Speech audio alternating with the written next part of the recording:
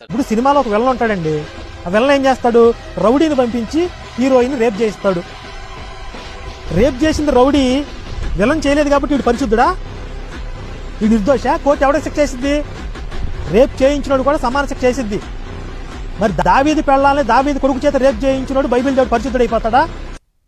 చాలా మంది ఏమంటారంటే మా దేవుడు పరిశుద్ధుడు, తప్పులన్నీ కూడా మానవులు చేశారు కాబట్టి అది మానవులకు మాత్రమే పరిమితం, మా దేవుడు నిర్దోషి అన్నట్టుగా క్రైస్తవులు మాట్లాడుతుంటారు కదా. సరే, అలాగనే ఇప్పుడు ఒక సినిమా సీన్ ఎక్స్ప్లెయిన్ చేశాడు అనమాట మన కరుణాకర్. ఏమన్నాడంటే ఒక పెద్ద రౌడీ ఉంటాడు, ఒక చిన్న గొండాన్ని పంపిస్తాడు ఒక అమ్మాయి మీద రేప్ చేపిమని చెప్పేసి.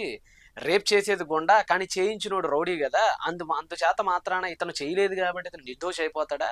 చేసినందుకు ఆ గొండ మాత్రమే దోషిగా మిగులుతాడా? కాదు కదా. చేసినోడిది ఎంత నేరం, చేపించినోడిది కూడా అంతే నేరం వర్తిస్తుంది కదా. కోర్టు ఇద్దరికి శిక్ష వేస్తుంది కదా.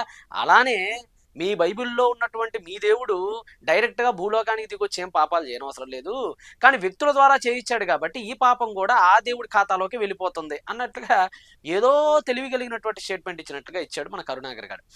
ఒకసారి మనం దీని గురించి మాట్లాడదాం.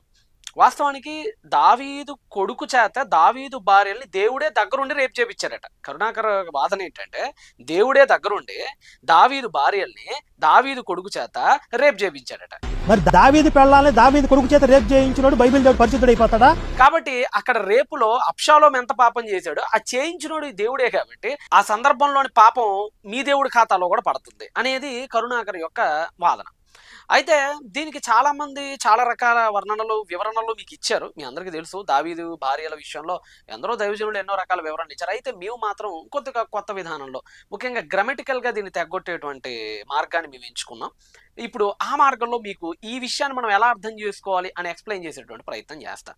ముఖ్యంగా కరుణాకర్ గారు, మీరు ఏదైనా ఒక విషయాన్ని రూఢిపరచాలి బైబిల్లో అని అంటే ఒక తెలుగు సరిపోదండి.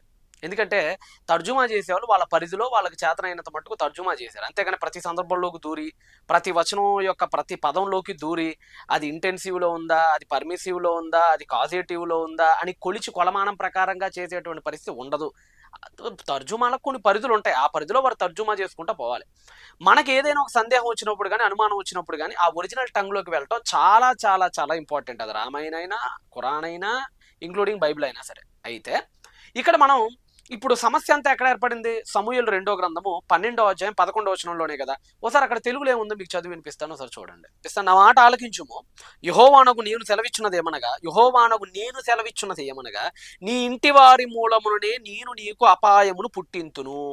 నీవు చూచుచుండగా నేను నీ భార్యలను తీసి నీ చేరువ వానికి అప్పగించెదను. సో యెహోవానే దగ్గరుండి నీ